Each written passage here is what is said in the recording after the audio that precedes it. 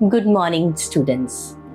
आज हम एक बहुत इंपॉर्टेंट आर्टिकल की बात कर रहे हैं जिसको हम कहते हैं द। कई बार तो हमें ये भी नहीं पता होता है द बोले या दी बोले, लेकिन सबसे पहले हम द को अंडरस्टैंड करते हैं, बाद में हम उसकी प्रोनाउंसिएशन पे काम करेंगे, right. So first of all understand.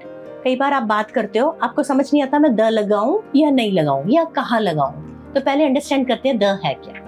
Remember, जब भी आपको ये अच्छे से अंडरस्टैंड होता है कि कोई भी चीज का जब हमें नाम लेना है, कोई नाउन का नाम लेना है, तो आर्टिकल लगाना है आगे। जैसे कि this is a pen, right, या this is a chair, this is a table. तो हम अकेला नहीं बोल सकते, हमें अ लगाना पड़ेगा। अब द के बारे में समझते हैं। फर्ज करो इस रूम में 2 दरवाजे हैं, राइट, तो आपके पास चॉइस है, तो मैं आपको बोलूंगी can you open a door. A door इसलिए क्योंकि हमारे पास चॉइस है।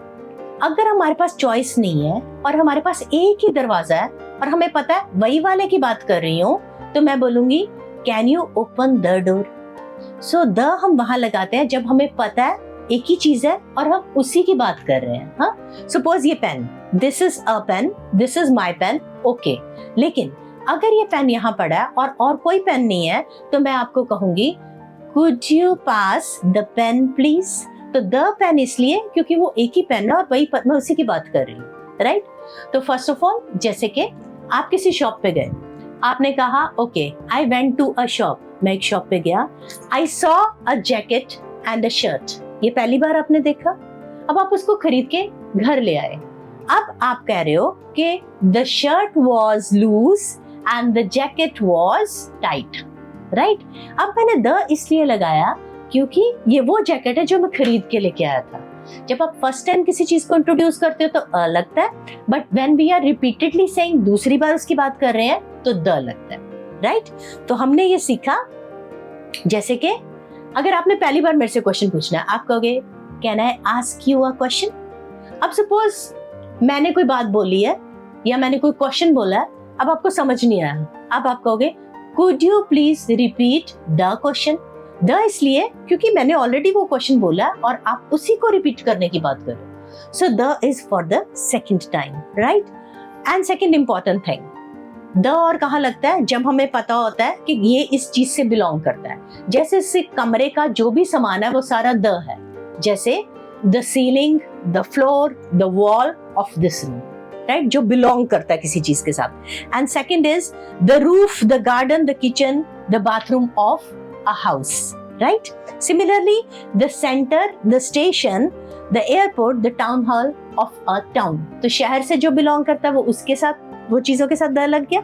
घर के साथ जो चीजें बिलोंग करती है उनके साथ द लग गया।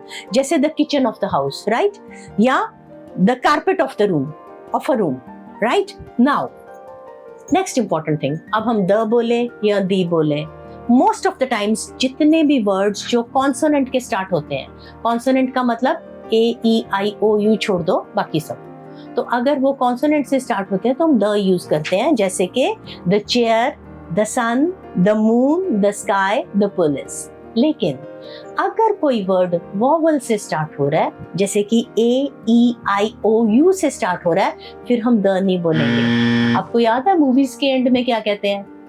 The end. द एंड तो नहीं बोलते। सो द एंड बिकॉज वो ई से स्टार्ट हो रहा है। Similarly the exhibition, the orientation, the orbit, the enterprise. अब सेकंड इंपॉर्टेंट थिंग, इस रूल में एक छोटी सी एक्सेप्शन है। वो क्या है कि अगर कोई वर्ड वॉवल से स्टार्ट हो रहा है, जैसे कि मैंने डिस्प्ले किए हैं, आप देख रहे हो यहाँ पे लिखा हुआ है द आवर। आवर में एच की साउंड नहीं आ रही है, एच हाउस की साउंड देता है, ह की। हमें साउंड किसकी आ रही है? ओ की, ऑ। क्योंकि वॉवल की साउंड आ रही है तो हम इसको क्या बोलेंगे? दी आवर, राइट। और अगर इसी तरह से यूनिवर्सिटी, अब यूनिवर्सिटी में चाहे यू है लेकिन यू की साउंड नहीं आ रही। यू की साउंड क्या होती है? अ। जैसे हम बोलते हैं अम्ब्रेला, हम उसे यूम्ब्रेला नहीं बोलते, right. So this is the sound of य क्या है? वाई। वाई क्या है? कॉन्सोनेंट।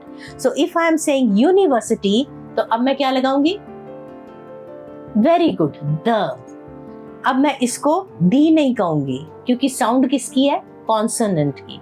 इसी तरह से यूरोप में साउंड किसकी आ रही है? य की। य क्या है? कॉन्सोनेंट, तो हम बोलेंगे द यूरोपियन कंट्रीज, राइट। लेकिन अगर साउंड हमें वॉवल की आ रही है, जैसे ई एंड, तो हम क्या बोलेंगे? We end, right. With this, I end this. So be careful with the या the, how to pronounce it, and what is the pronunciation of these things. So be careful for how to use pronounce and pronunciation. और the को अच्छे से use करो। Comment box में कम से कम मुझे 5 sentences the वाले लिख के भेजो। So if you liked it, share and subscribe. Thank you for listening. Bye bye. Take care.